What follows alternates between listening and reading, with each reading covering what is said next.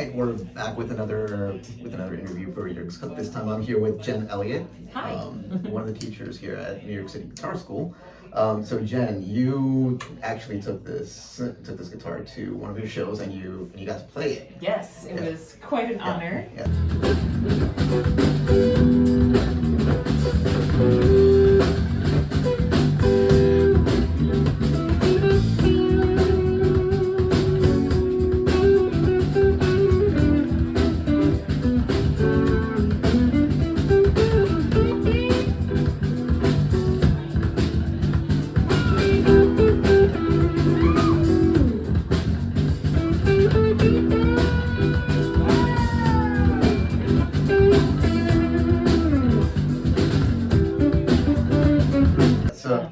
So what'd you think?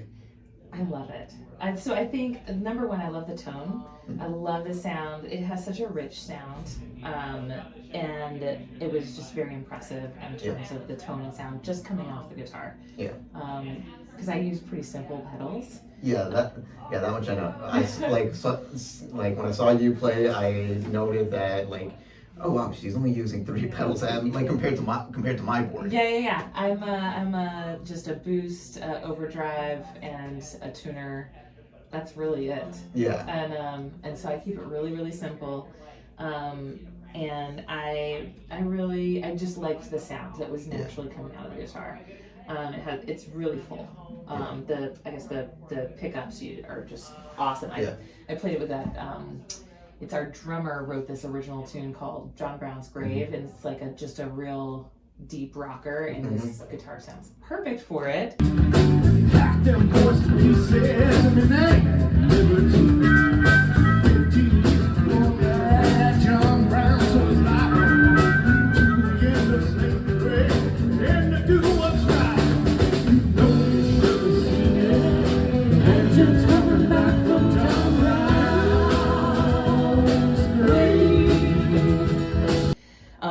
I really like the responsiveness of the neck and the action on the guitar. Yeah. It's really easy to play, and it's gorgeous. It's gorgeous. I really had a fantastic time playing this guitar. Yeah, and did you take any footage of you? I have, yes. Chris has footage. No, I mean of you just practicing with that guitar. I didn't. We can do some here. It's fine. The reason I asked was did you play with any of the features on the guitar? So I checked out. I didn't mess around with. I messed around with the tone a little bit. Your tone is here, and then your volume is here, and then your coil selection is here. Yeah.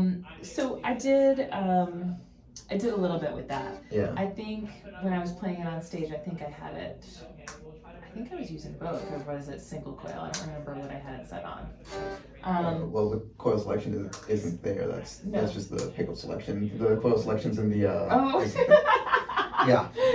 That's why I had to reverse the controls a little bit, because the schematics I saw, all of them had the switch as the tone knob.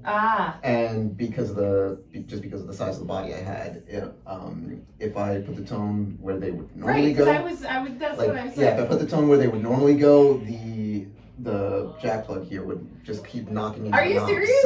So that's why I had to reverse the. Okay, so wait a minute. I don't think I remember. I thought this was the tone. I was like. So the tone is here where you would normally have the volume. Yeah. Right. I knew that. Okay, that's what I to switch between single coil and humbucker, you just push the button. Oh, you push it? Yeah. What? I didn't realize that. Yeah. Oh, that's that crazy. top knob kind of sticks a little bit. It does stick. Yeah. How do you get it out? Just twist it. Oh my gosh. Okay, so you twist it to get it out. Yeah. Oh my gosh. Yeah. Oh, what? All right. I didn't realize that. Yeah. That is crazy. Yeah. That is so cool. Yeah. You're like, that's an essential part of the guitar. I basically I just did that. I was always thinking it'd be cool to just have one guitar on stage that you can switch between humbucker and single coil, or even if you're starting out and you don't know which one you prefer, you have one guitar that you can test out the sounds on. Makes it really versatile. Yeah. That is so cool. What gave you the idea to do that? when I built my bass guitar, Uh-huh. and I like the pickups that they gave me had these extra wires, and I was like, what are these for? Uh-huh. And then I looked it up online, and I was like, okay, so if you just want it normal, you can solder them together or like tape them up together, and you'll be fine. Or you can hook them up to those push pull pots, or in this case, push push. Oh my gosh, that is crazy. And then you can make them into like a single coil mode or humbucker mode. Have you seen that in other places though? I mean, like I don't think I've seen the push. No, these knobs were unique, so I was like, well, this was pretty cool. It is real. That is a really cool. Wow. Yeah. So that's really impressive. Yeah. So on that bass guitar that you saw me take to that rock band class. Yeah. It's 3 knobs and it's a small control cavity, but it packs a lot of different tones because. That's so cool. Because the volume knobs on the for the pickups, you can coil split them. Right. And then in the tone knob for that bass, I can do either series or parallel. That is really cool. Yeah. So so I took it. So I put that in here for the guitar build, and then because just through a happy accident, they included an extra hole on the top of the body. So that's when I added the kill switch. You went all out. This is so cool. So how do you it's you just have a very creative way to approach guitar building. Yeah. You're really thinking outside of the box when you're doing this. It's really neat. Yeah, because I'm just I'm building this, so I might as well put what I would want in a guitar. Right. Yeah. So that's when I decided to put in the coil splits. Oh my gosh, that's so cool. Yeah. Now I want to mess around with it more now.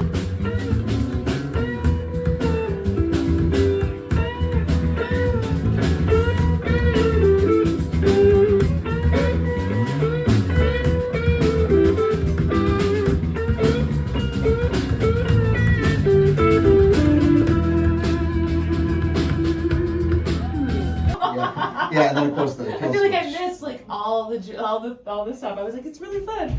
Oh my gosh, that's so cool. Yeah, actually there's more stuff in there that not a lot of people are aware of, unless you saw the build videos. I looked at some of your videos, but I don't think I saw the build part of them. So there's a interesting feature about these pickups in the sense that if you ever want to replace them, you don't actually need to solder them. Oh.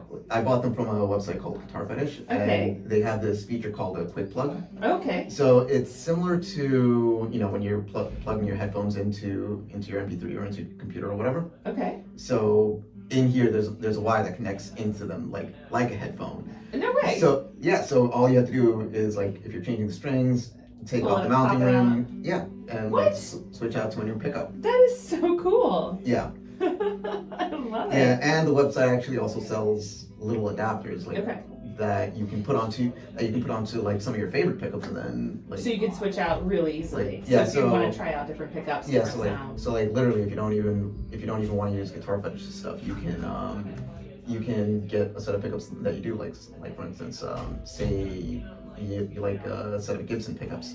Right. You can buy those, solder that little attachment onto them, and then all of a sudden you have these easily switchable pickups. Yeah. I love it. Yeah. So great job. Yeah. So it was just really fun building that guitar. I love it. Yeah, and I definitely like the tuners, just making string changing easier. Oh yeah. Oh, that's great. Yeah. What kind of tuners did you put on here? They're not really expensive pickups. I think they're Music Lily or Geiger or something like that. They're great. Yeah. I love it. This is so great. It's really, really cool. I love the detail and creativity that you put into the electronic side. Yeah. And then it's also beautiful. The funny thing is that usually with all my guitar builds, I'll do something and then pick out a line from a song to name the guitar after. So with this one, I don't know if you saw the rose, the Desert Rose. Yeah, Desert Rose. Yes, I saw that here on the back. I didn't. Yeah. What's the story with that? Oh, I just decided to shape the headstock like a rose. Oh, I love it. Oh, yeah. So cool. Yeah. So yeah, and the reason as to why I engraved that was because generally PRS style guitars don't come with a pick guard. Right. And that's where I would normally put the name of the guitar. Right. So like on my first guitar build, that I titled the Blue Jean Baby, I did not want to put the pickup cover, not the pickup cover, the pick guard on it. I didn't want to put the pick guard because I didn't want it to block the nice coloring. Yeah. So I just started like just writing the names of like those builds onto the pick guard and just kept it there. And I like having it on the back. That's yeah, good. So because of that, like I ended up engraving the name into the guitar. I love it. I mean, you saw it's hilarious. My husband plays a Paul Reed Smith. Yeah. I was like, what? What did he think when he saw this? He thought it was really cool. Yeah. He was like, that's amazing. Yeah. That guitar happens to be his new baby, where he was like, this is my dream guitar. Yeah. And then he sees this. Yes. Oh, it's wonderful though. Yeah. It's really, really cool. Yeah, and can you believe I'm just not keeping this? I can't believe so you're just giving it away. I don't know. I haven't decided. And I've said this in all my videos that like, what I would want for the guitar isn't necessarily monetary. It's like if I give this to somebody, if I sell it, if I auction it off, if I raffle it off, I don't care as long as whoever gets it plays it. That's awesome. You want it to have a meaningful. Yeah, I would be so annoyed if somebody were to like just get that and just like put it on a wall. I'm like. Yeah. Exactly. You're like, this is to play. Yeah. And so you're entering in the contest, and then from there you'll decide where its next home is. Yeah. Why are you not keeping it? I already have a lot of guitars. I mean, like I have two SGs, which were like my first two guitars. I have a short scale bass. Then when I first moved out, I bought an acoustic guitar that I modified. Cool. Yeah, that was my first like trek into guitar building. Okay. Where I just installed a pickup in there that I also built. Of course. Yeah. And so I have that taking up space. Plus my two other guitar builds where it's like, I've got no space. So practicality, I have no space. All right. I don't know. It's so pretty. It's so pretty. I know. It's really cool. Yeah, no, I am gonna get like some use out of it though. I do have that show on Saturday with Trace of Lithia, and I'm gonna be playing on it, and whatever song I'm not on it, Chris is gonna be on. Oh, is he really? Yeah. So he's my next interview. Like, actually, I did a preliminary interview with him. I love it. Yeah. That's fantastic. Yeah, simply because I had the luxury of rehearsals with him. So exactly. I have footage of him like actually testing out the guitar before and after the show. Oh my gosh, I kind of want to plug it in and mess around with it. Let me grab a cable because Sure. Here, hold your guitar.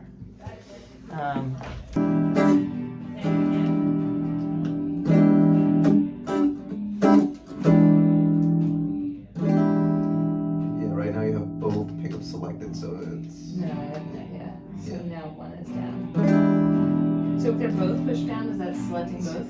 So if they're both pushed down, that means they're both in humbucker mode. Okay, great. And then if I pull them both up now, they're both in single coil.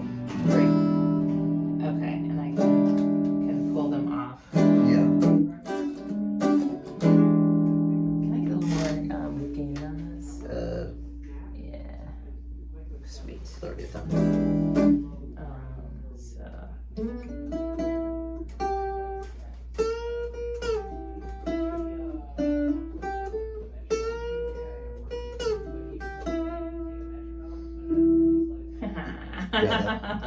Yeah, that's the volume. But it also just gives it more like depth there. I think that's so cool.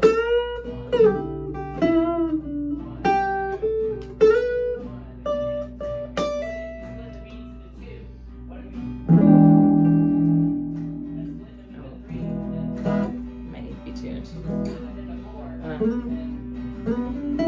Yeah, possibly I haven't taken that. I haven't taken that out of the case since your show. Yeah. I was like, we might just want to stick with the soloing for a second. That's super cool. I love that. That's awesome. Yeah.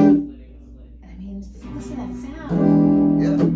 It's so good. Yeah, and all that from a 10-watt amp. I know, right? Yeah. I love it. This is so cool. This is really, really nice. It's really impressive. It's like, it's just fun to play. Yeah.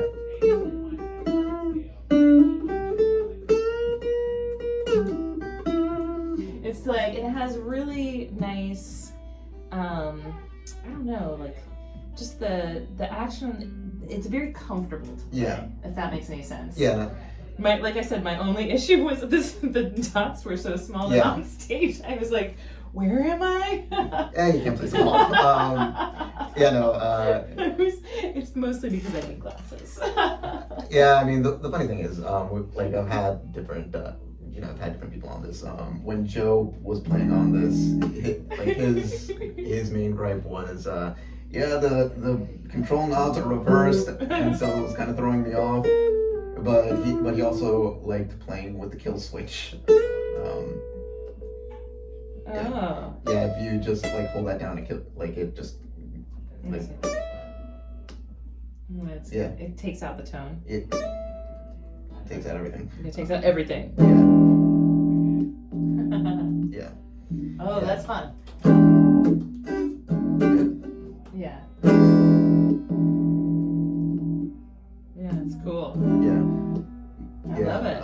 And when Chris was playing on this, he wasn't a fan of the sound of the pickups, and that's when I first told him, yeah, dude, you can easily swap these out. Right, where you're just like, I can do whatever. Yeah. Yeah, and like the cool thing about it is just that because of those little adapters, they're like $4 to $5 a piece. So it makes it really accessible. Yeah. So it's very cool. Yeah, and they do give you instructions on like where you're supposed to solder the cables to that adapter. That's so cool. Yeah. It's a really special guitar. Yeah. I love it, Oscar. Super cool. Yeah. It was really fun to. Thanks. Yeah, it was great. I love it. I'm really honored that you had me even be a part of this. Thanks. You have no idea how hard it was to, like, trying to find other musicians. Oh, really? Well, I mean, I won't throw any of them under the bus because it wasn't anything that they did specifically. It was like one when I loaned it to her, somehow the soldering on the jack plug got dislodged, so I had to resolder that, and then it was just like trouble trying to coordinate the next time they play. Then I asked somebody else, and they were like, yeah, could you do other stuff to like change the action and stuff? And I was like, okay, let's see. And because of all that, it was just like, by the time I had gotten those issues fixed, it was already showtime and too late. Right. Yeah. Got it. All right. I'm pretty low maintenance. I'm like, it's a guitar. It's great. Yeah. I mean, your pedal board shows. Exactly. I'm like, let's play the guitar. Yeah. I love it.